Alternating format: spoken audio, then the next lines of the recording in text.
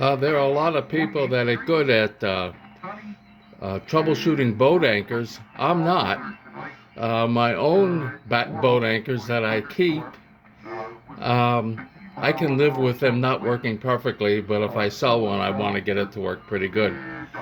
This is a S76, and the S meter doesn't work very well.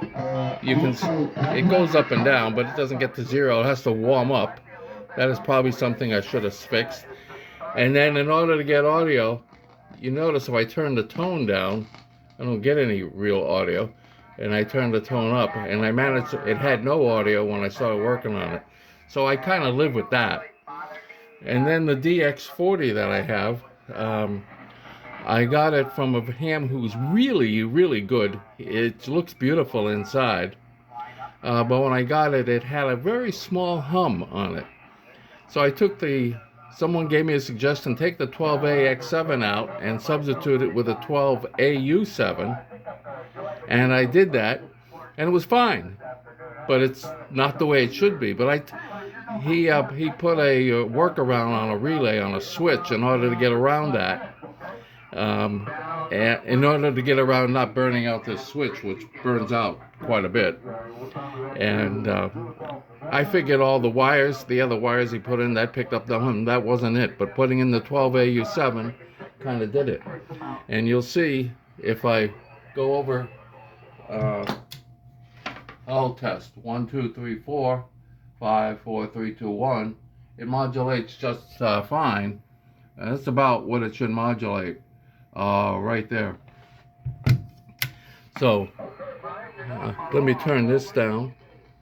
And these I don't have any problem with because I can't touch them. Yeah, I don't. They work just fine.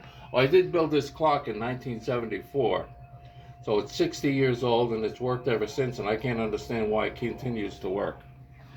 And then what I can handle pretty well is troubleshooting. This is a DX35. Notice how everything is available. No problems whatsoever. You can get at everything pretty much, and of course the top is just has tubes on it, so I'm pretty good. I'm okay with that. And the real problem I have here is this is a Ranger. Now that's that stuff is hard to get at. You want to troubleshoot this, and then look at that. That is really, how do I get that off to get at stuff? And this isn't too bad to get at, but as you get down in here, it gets a little bit tougher. But this is the worst part, right in here. And then this part is covered, and I don't know why it's covered. Anyway, when I started working on it, it was blowing fuses. So I said, okay, maybe there's a bad capacitor, and I pulled the capacitor that was out there and replaced it with this one.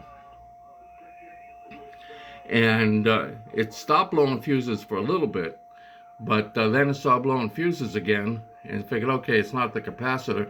And then I found a solder glob that someone had left in there, and fixed that.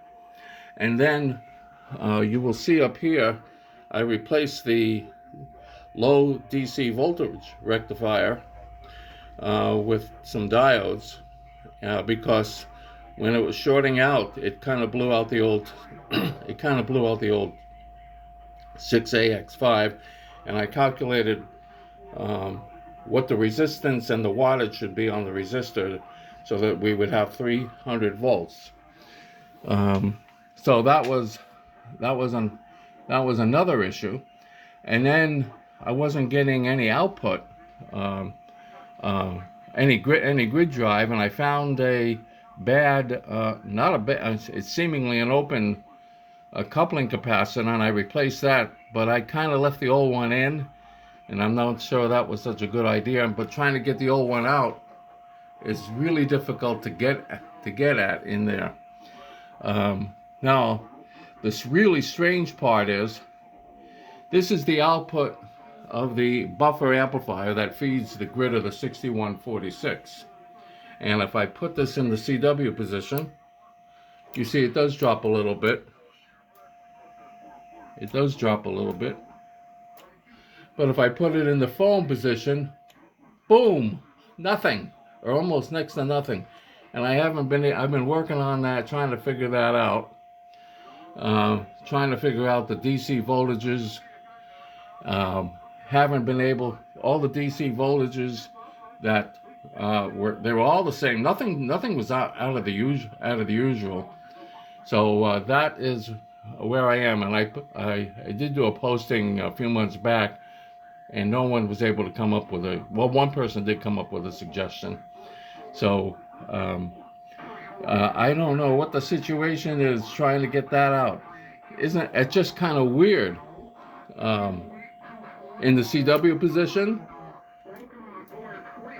fine, and put it in the phone position and it drops to 0.